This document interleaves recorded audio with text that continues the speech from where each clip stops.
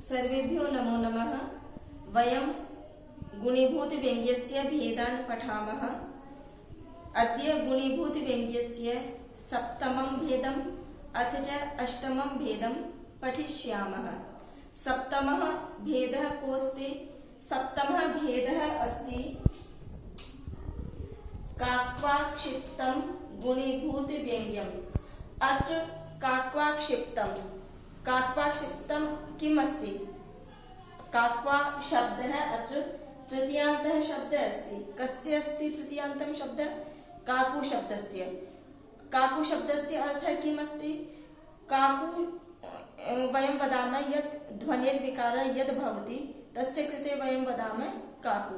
अर्थात् ध्वनिर्विकारः केन प्रकारेण भवति?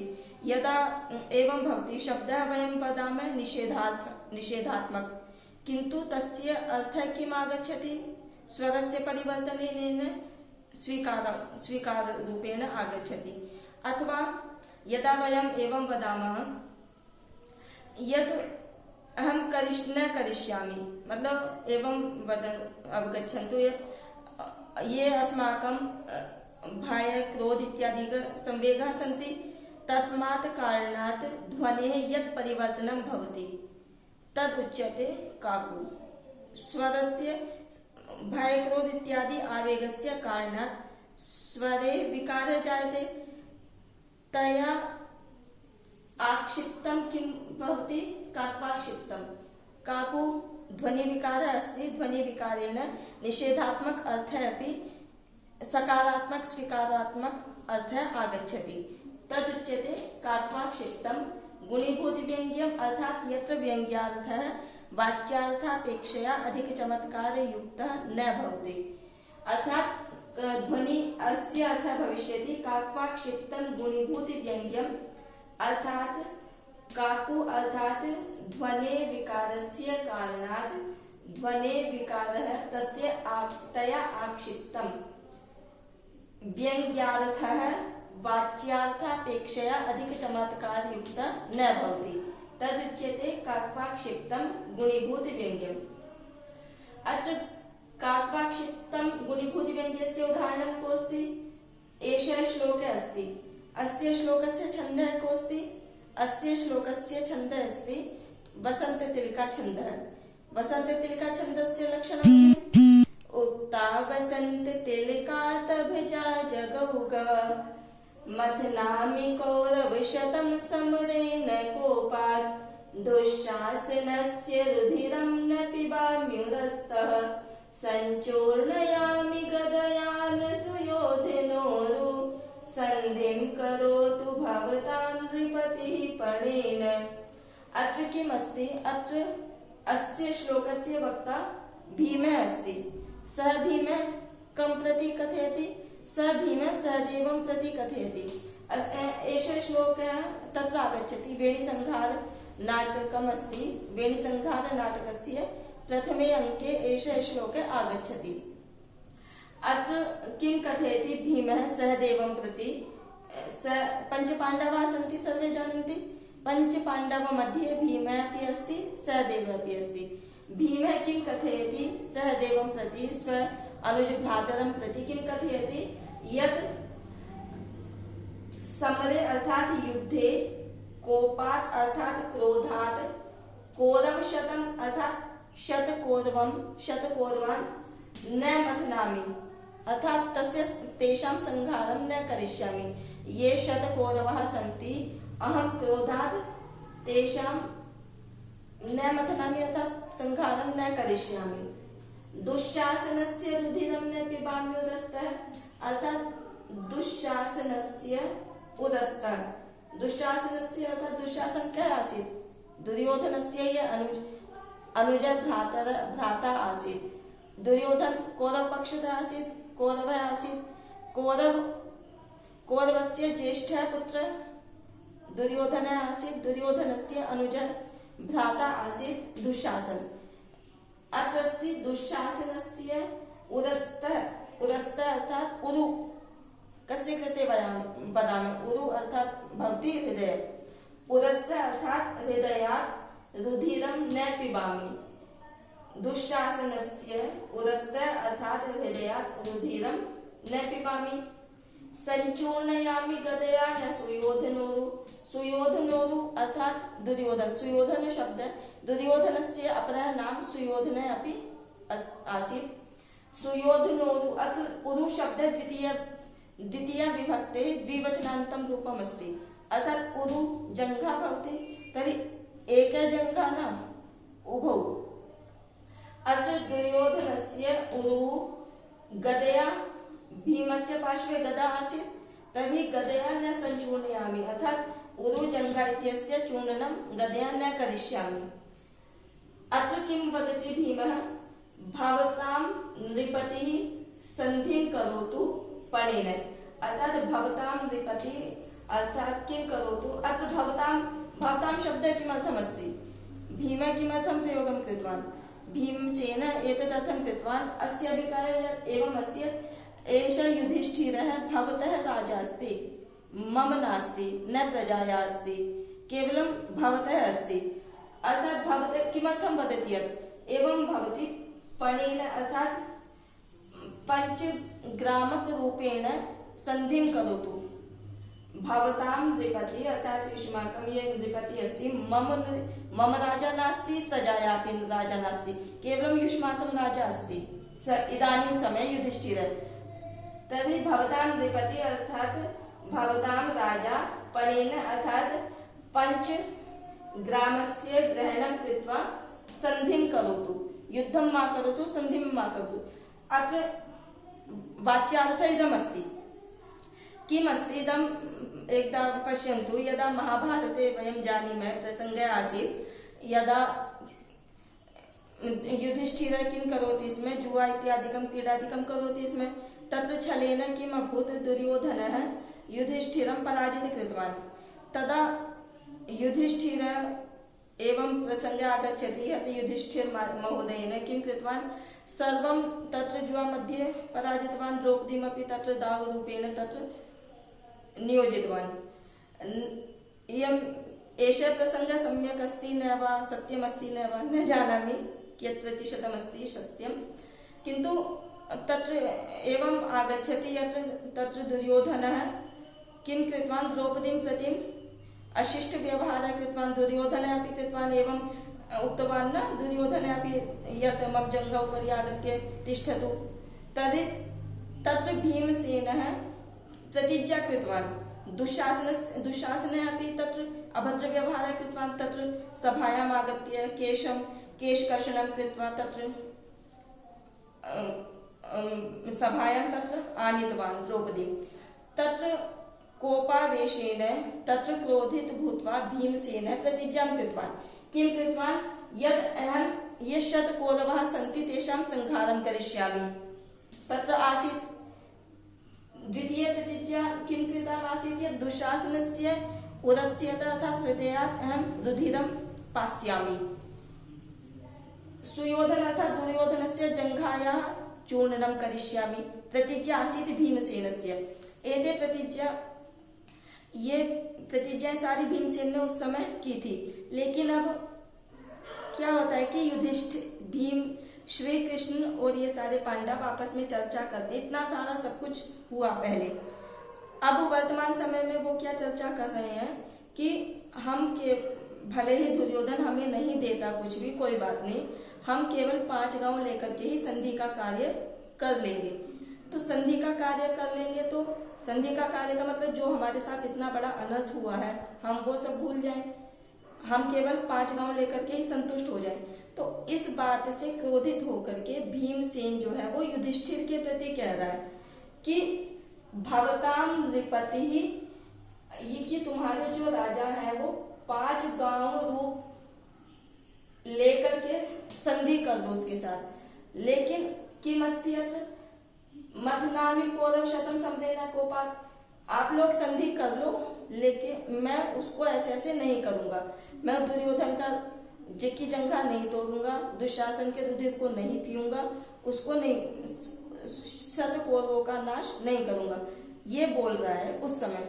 लेकिन ये बोल किस तरीके से रहा है, वो काकू ध्वनि से बोल रहा है, यानी कि ध्वनि विकार करके बोल रहा है, इस स्वर में बोल रहा है कि उसका अर्थ लाइन में तो क्या बोल रहा है, निषेधात्मक बोल रहा है, लेकिन उसकी जो ध्वनि का स्वर है, उसका जो परिवर्तन है, वो इस तरीके से बोल रहा है काकू ध्वनि से, ध्वनि विकार से, कि इसका अर्थ क्या निकलेगा कि मथनामी कौरव शतम संवेदना को पाठ, बोल तो ये रहा निषेधात्मक, लेकिन काकू ध्वनि के विकार से उसका अर्थ सकारात्मक आ जाएगा कि एवं नास्ति यत् न मथनम करिष्यामि, अर्थात हम अवश्यमेव मथनम करिष्यामि, अर्थात मैं 100 कौरवों का संहार अवश्य ही करूंगा। दूसरी में है कि मैं रुधिर, दुशासन के हृदय का रुधिर नहीं पीऊंगा।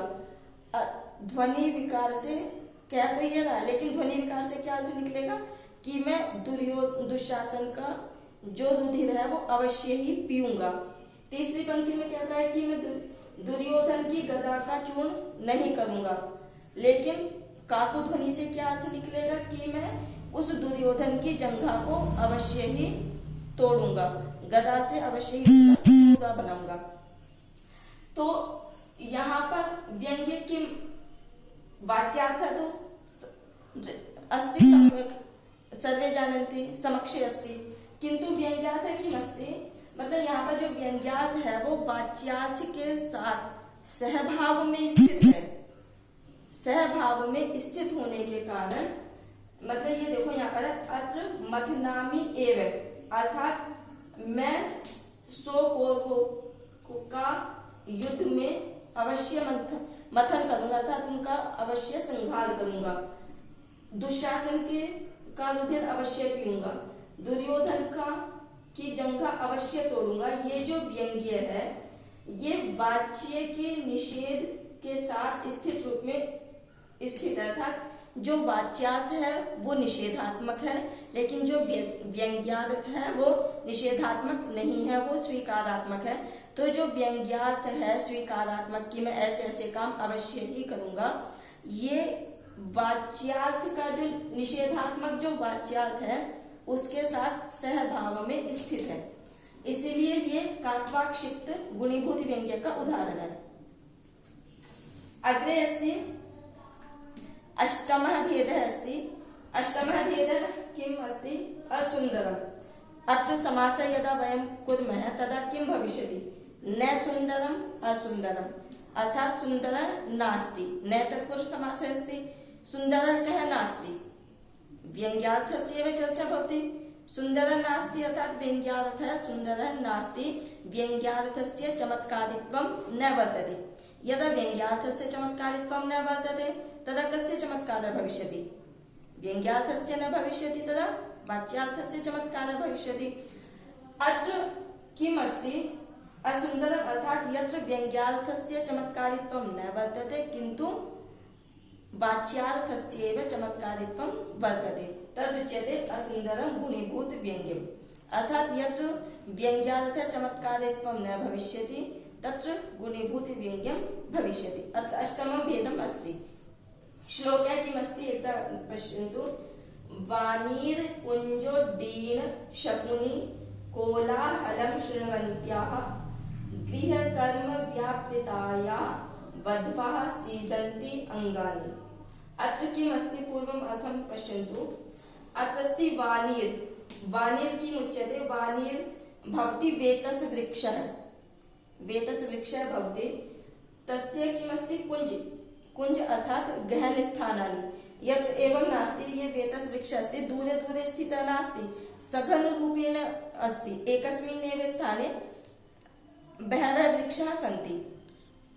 एतदर्थम् अत्र उक्तम् अस्ति वाणीर् कुञ्ज, अर्थात वाणीर् वृक्षस्य, वेतत वृक्षस्य बहुत गहनता अस्ति, बहु ऐसे बोलते हैं ना कि बहुत गहन जंगल था। गहन जंगल का मतलब वहां पर बहुत कम कम जगह में बहुत सारे पेड़ लगे हुए थे, दूर दूर नहीं थे, बिल्कुल पास पास में थे। तो वहां पर क्या है, वाणीर कुंज जो है वेतस वृक्षों का जो समूह है, जो गहन स्थान है, वहां पर क्या हो रहा है, उड्डीन उड्डीन वयम वदामः, उड़ते हुए, शकुनी अर्थात पक्षीगण, किम भवति कोलाहलम, कोलाहलम भवति शोर, शृण्वन्ति अर्थात सुनती हुई, गृह कर्म व्यापृताया बध्वा सीदन्ति अंगानि, गृह कर्म गृहेषु ये कार्याणि भवन्ति, तस्मिन् व्यापृता अर्थात उसमें व्यस्त जो वधुएं हैं उनके जो अंग हैं वो क्या कर रहे हैं, शिथिल हो रहे हैं। यहाँ पर दोबारा देख लो, बध्वा अंगानि सीदन्ति, बध्वा अर्थात जो घर की बहुएं हैं उनके अंग जो है वो सीदन्ति अर्थात शिथिल हो रहे हैं। वो वधुएं कैसी हैं, वो वधुएं एक तो गृह कर्म व्यापृता है अर्थात घर के कार्यों में व्यस्त हैं, घर के कार्यों में लगी हुई जो वधुएं हैं उनके अंग शिथिल हो रहे हैं। तो उनके अंग शिथिल किस लिए हो रहे हैं, ऊपर की पंक्ति में आया है कि वानीर कुंजोड्डीन अर्थात वेतस जो वृक्ष है उसके कुंज के समूह में जो उड्डीन यानी कि उड़ते हुए पक्षियों के शोर को सुन करके वधुओं के अंग शिथिल होने लगे। ये इसका सामान्य रूप से अर्थ है। अब हम यहाँ पर देखेंगे कि भाई वानिर कुंज में भाई पक्षी उड़ रहे हैं, पक्षियों का चहचहा रहे हैं, वो तो बहुत अच्छा होता है ना। पक्षी जब चहचहाते हैं उससे वधु के अंग कैसे शिथिल होने लगे। तो यहाँ पर ये अर्थ निकलेगा कि यह नायिका अस्ति वधु अस्ति तस्य प्रेमी आसीत् सह प्रेमी सार्धम किम करोति, इसमें संकेत स्थानम दत्तवती सा यत्र वेदसी कुंजे तत्र आगत्य वयम मेलनम मेलिष्यामः तत्र, मतलब ये है कि नायिका ने बोला था कि हम दोनों इस गहन स्थान में जो वेतस वृक्ष है इसके नीचे आकर के बैठेंगे, बात करेंगे। लेकिन वहां पर क्या होता है कि ये शकुनी पक्षी जो है वो कब उड़ते हैं, किसी एक स्थान पर पक्षी, मान लो तुमने देखा भी होगा जैसे कबूतर वगैरह होते हैं वो अनाज दाना खा रहे होते हैं, आराम से बैठे होते हैं बहुत सारे, लेकिन वो उड़ते कब है, जब वो कोई व्यक्ति वहां पर कोई आता है उनके पास तो क्या होता है, पक्षी वो उड़ जाते हैं। अर्थात पक्षियों के उड़ने से क्या सूचित हो रहा है कि वहां पर कोई व्यक्ति आया है। तो कौन व्यक्ति आया है, जिसने संकेत दिया था आने का, संकेत किसने दिया था, उन जो वधुएं हैं उन वधुओं के प्रेमी ने संकेत दिया था कि मैं यहाँ पर आया हूं। अर्थात पक्षियों के उड़ने से क्या व्यंग्यार्थ निकल रहा है कि जिस प्रेमी को इस लता गहने में प्रवेश करने का संकेत दिया था वो प्रेमी आ चुका है। यहाँ पर ये व्यंग्यार्थ है। व्यंग्यार्थ स्पष्ट हो गया ना। केवल अर्थ तो इतना है वाच्यार्थ कि जो शकुनी अर्थात जो पक्षी गण हैं उनके शोर को, उड़ते हुए पक्षियों के शोर को सुन करके, अब केवल पक्षी उड़े हैं ये वाच्यार्थ है, लेकिन व्यंग्यार्थ क्या निकलेगा कि जो लता गहन में प्रवेश करने वाला प्रेमी था, जो आने वाला था वो प्रेमी आ चुका है। उस प्रेमी के आने से जो पक्षी आराम से निश्चेष्ट होकर के बैठे थे वो उड़ गए हैं। तो ये यहाँ पर व्यंग्यार्थ निकला है। लेकिन वाच्यार्थ क्या है यहाँ पर, वाच्यार्थ है कि वधवा अंगानी सीदंती, कि जो घर के काम में लगी हुई वधुएं हैं उनके अंग शिथिल हो रहे हैं। शिथिल किस कारण से हो रहे हैं, शिथिल इसलिए हो रहे हैं क्योंकि जो वधुएं हैं वो उस प्रेमी से जाकर के मिलना चाहती है, लेकिन घर में उसके बड़े लोग हैं, गुरुजन हैं, वृद्धजन हैं, जिसकी वजह से वो नहीं जा पा रही है। मतलब उससे मिलने की, यहाँ पर अंगानी सीदंती का मतलब ये होगा कि उसकी मिलने की उत्कंठा है, अतिशय उत्कंठा द्योतित हो रही है। तो अंगानी सीदंती यानी कि इतनी ज्यादा उत्सुकता हो रही है कि मैं अभी तुरंत जाकर के मिल लूं। लेकिन जो गृहजन में जो वृद्ध लोग हैं, जो बड़े लोग हैं, उनके सामने उपस्थित होने की वजह से वो वधु उससे मिलने के लिए नहीं जा पा रही है। इससे उसकी उत्कंठा, मिलने की उत्कंठा की वजह से उस जो नायिका है उसके अंग शिथिल हो रहे हैं। तो ये यहाँ पर वाच्यार्थ है। तो ये जो वाच्यार्थ है ये अधिक चमत्कृत हो रहा है। भाई कोई उसका प्रेमी, सब देखें, हम खुद भी देखें कि व्यंग्यार्थ क्या निकल रहा है कि उसका वो प्रेमी लता गहन में प्रविष्ट हो गया है, और वाच्यार्थ क्या निकल रहा है कि वो जो नायिका है वो उस प्रेमी से मिलने के लिए लालायित है, घर में गृहजन है, बड़े लोग हैं, उनकी वजह से वो जा नहीं पा रही है, उत्कंठा बहुत ज्यादा बढ़ रही है। तो यहाँ पर जो ये वाच्यार्थ है वो व्यंग्यार्थ की अपेक्षा अधिक चमत्कृत है, अर्थात यहाँ पर व्यंग्यार्थ चमत्कृत नहीं है। व्यंग्यार्थ चमत्कृत न होने की वजह से यहाँ पर असुंदर गुणीभूत व्यंग्य है। एक बार यहाँ देख लेते हैं। अत्र दत्त संकेत है कश्चित लता गहनम प्रविष्ट इति, अर्थात किसी व्यक्ति ने यहाँ पर दत्त संकेत दिया था कि हम यहाँ पर आकर के लता गहन में आएंगे। तो संकेत देने के बाद वो व्यक्ति जो है प्रवेश कर जाता है, ये व्यंग्यार्थ है। इस व्यंग्यार्थ की अपेक्षा सीदंती अंगानी, अर्थात उसके अंग शिथिल हो रहे हैं, अर्थात वो मिलने के लिए बहुत ज्यादा लालायित हो रही है, उत्कंठित हो रही है, व्याकुल हो रही है। ये जो वाच्यार्थ है ये अधिक चमत्कार हो रहा है। व्यंग्यार्थ की अपेक्षा वाच्यार्थ के अधिक चमत्कृत होने की वजह से ये असुंदर नामक गुणीभूत व्यंग्य का उदाहरण है। गुणीभूत व्यंग्य के 8 भेद बताए गए थे, 8 भेद समाप्त हो चुके हैं। एक बार श्लोक माध्यम से 8 भेद हम देखेंगे। अगूढ़मपरस्यांगम वाच्य सिद्ध्यंगमस्फुटम संदिग्ध तुल्य प्राधान्यम काक्वाक्षिप्तम सुंदरम व्यंग्यमेवं गुणीभूत व्यंग्यस्याष्टौ भिदा